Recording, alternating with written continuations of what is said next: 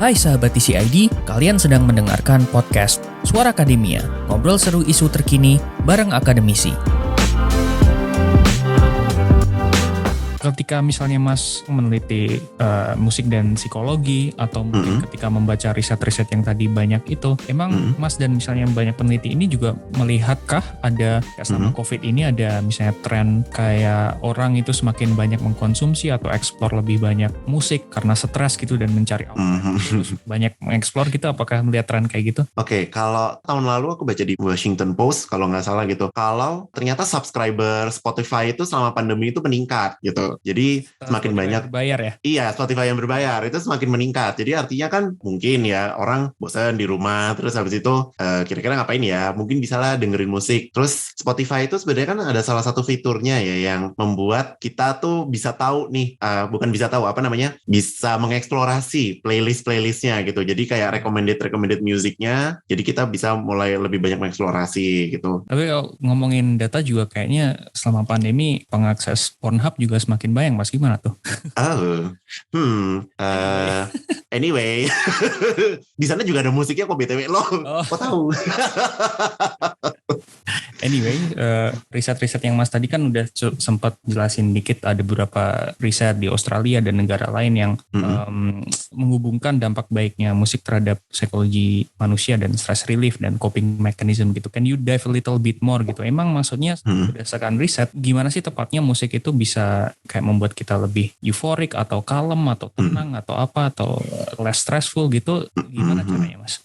Oke, kalau kita ngomongin tentang mekanismenya ya gitu, sebenarnya ada satu penelitian yang menjelaskan secara biologis gitu ya gitu. Jadi ada salah satu peneliti dari Kanada itu meneliti namanya neurochemistry of music. Jadi sebenarnya apa yang terjadi pada tubuh kita sih ketika kita mendengarkan musik. Nah, sejauh pengetahuanku ya dari baca artikel tersebut, jadi musik itu tuh bisa meningkatkan hormon yang namanya dopamin gitu. Dopamin itu adalah hormon yang bertanggung jawab untuk reward system kita. Jadi ketika kita mendengarkan musik, kelompok sama serotonin dan lain-lain gitu. Ya, jadi itu kan ada di dalamnya kan ada dopamin, serotonin, norepinefrin gitu-gitu, yang dia itu bertanggung jawab untuk kayak bahasanya tuh apa ya, kebahagiaan kita gitu. Nah, ditemukan memang bahwa mendengarkan musik itu khususnya musik yang kita suka ya, itu dia bisa meningkatkan dopamin karena kan kita merasa senang ya, kita merasa ter-reward dengan kita mendengarkan sesuatu yang memang kita sukai. Dan juga dia bisa menurunkan yang namanya kortisol. Kortisol itu adalah hormon stres. Jadi kan kortisol itu apa ya? Kita tetap butuh kortisol ya gitu. Cuman kalau misalnya terlalu tinggi kan juga tidak baik. Aku percaya bahwa sesuatu yang terlalu itu tuh memang tidak ada yang baik. Jadi lebih baik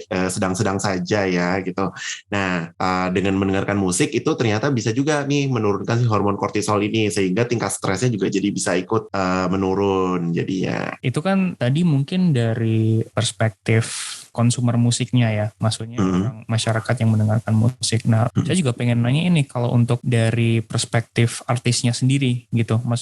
Di artikel kan Mas juga melihat bahwa salah satu tren atau pola pergeseran yang terlihat adalah memainkan musik, live music itu bergeser salah satunya menjadi konser virtual misalnya. Nah, psychologically speaking nih Mas, apakah ada misalnya juga perbedaan cara experiencing the music dari segi artis maupun pendengar? Kalau kayak gini dan dampak psikologisnya atau dampak experience-nya tuh jadi berubah atau dari sudut pandang Mas gimana berarti? Nah, kalau misalnya dari pendengar musiknya itu, konser virtual itu tuh memberikan pengalaman yang berbeda dengan live concert gitu. Bayangkan kayak kalau live concert biasanya kita di sebelah kanan kiri kita tuh ada orang, terus kalau misalnya konser yang outdoor gitu ada yang lompat-lompat lah sambil nyanyi bareng gitu-gitu. Sedangkan sekarang yang kita lakukan adalah bernyanyi atau kita bersenandung dengan lagunya itu tapi dari rumah masing-masing gitu.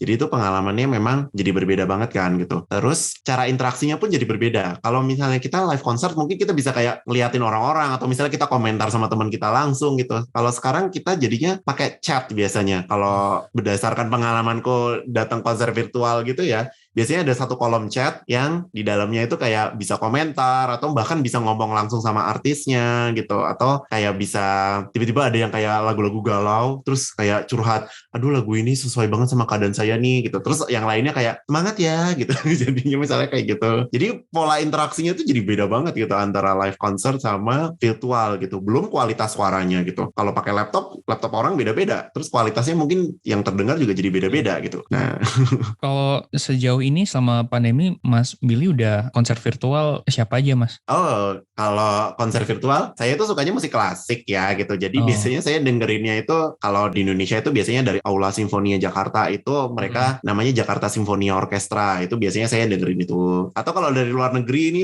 apa ya, mungkin untungnya ya kalau mencari silver lining dari pandemi ini adalah jadi gampang untuk mendengarkan orkestra-orkestra yang ada di luar negeri. Jadinya kayak kapan lagi dengerin konser yang dilakukan oleh London Symphony Orchestra secara gratis. Nah itu, tapi dinontonnya ya secara online, jadi dari kamar gitu. Jadi paling cuma ngajakin teman-teman kayak nonton nih, terus habis itu komentar, bikin grup, terus habis itu di grupnya kita komentarin, oh iya nih mainnya gini ya, bagus ya, lalala gitu-gitu. Nah, ternyata pandemi ini juga ada beberapa artis yang justru kayak selama pandemi bukan produktivitasnya tuh nggak jadi terhambat atau jadi lebih malas atau lebih lelah gitu, lelah jiwa raga, tapi justru ada yang super produktif kayak misalnya Mbak Taylor Swift gitu kan, yang selama setahun kemarin ngeluarin Folklore, Evermore sama Recycle yang Fearless-nya gitu, 3 album yang kemudian in a span of less than 1 year memuncaki tangga nada nomor 1 gitu. Ini apakah efek pandemi juga yang membuat Mbak Taylor Swift jadi kayak gini, terkukung isolasi atau apa gitu? Kenapa menurut pandangan Mas Billy? Kembali lagi ya, mungkin kalau menurutku kalau itu arahnya ke arah industri musik jadinya gitu. Taylor Swift itu sangat produktif sih memang ya, I can say gitu. Maksudnya bahkan sebelum pandemi pun kita tahu gitu, dia bikin karya-karya juga banyak banget gitu. Dan kalau Taylor kan apalagi terkenalnya karena pokoknya kalau dia putus dia punya album baru. Nah gitu.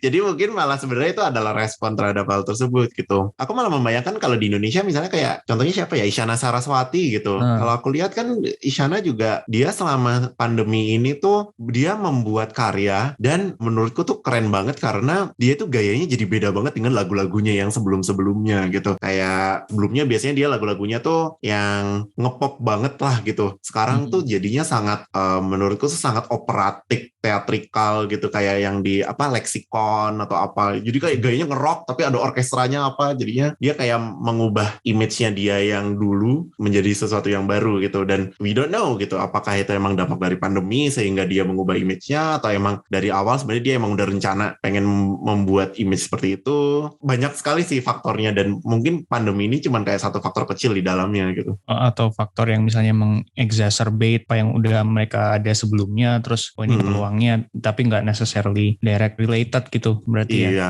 karena musik itu banyak sekali sih faktornya gitu. Kita nggak bisa cuma bilang dari sisi satu doang, tapi banyak kan kayak kepentingan-kepentingan dari konsumennya juga, dari manajernya, atau misalnya dari orang yang memproduksi albumnya atau gimana gitu. Tadi ya sekali lagi sih saya tadi ngira kayak nggak tahu ya, karena misalnya pandemi terus isolated gitu, misalnya terus Taylor Swift-nya jadi either luar biasa produktif atau misal menjadi punya mental state di mana dia jadi punya banyak ide gara-gara stres pandemi atau apa, jadi nggak mesti ya. Tapi yang jelas misalnya kalaupun dia atau artis lain memproduksi di pandemi gitu juga, misalnya ketika ngomongin Folklore, Evermore atau apa gitu, di respon dari audiensnya juga cukup positif gitu. Maksudnya banyak yang bilang it helps them get through stressful time selama pandemi gitu dan lain-lain juga gitu kan. Mungkin karena ini ya gitu, kayak kita selama lockdown ini kita kayak mengexpect sesuatu gitu kan. Kita mengexpect kalau akan ada perubahan atau ada sesuatu yang baru gitu. Dan mengingat orang di rumah aja semuanya, terus habis itu informasi kan sekarang juga lebih mudah ya gitu. Jadi informasi tentang album yang baru atau apa gitu, itu jadinya kita aksesnya jadi lebih gampang gitu. Dan kalau misalnya ada sesuatu yang baru ya kenapa nggak dicoba gitu kan, untuk membuat diri itu lebih tenang. Dan kembali lagi sih, kalau misalnya kembali ke perbincangan kita di awal, ternyata ini jadi bukti kan gitu, bahwa ternyata musik itu emang benar bisa membantu seseorang untuk bisa melewati pandeminya dengan mungkin mengurangi rasa isolated gitu, atau membuat dia jadi lebih happy jadinya itu sih. Dan kita nggak pernah tahu juga mungkin dari musik-musik baru tersebut, atau memang sebenarnya semua jenis musik selama orang itu mendengarkan dan dia suka ya itu bisa membuat dia senang dan membuat dia lebih mampu menghadapi si pandemi ini jadinya.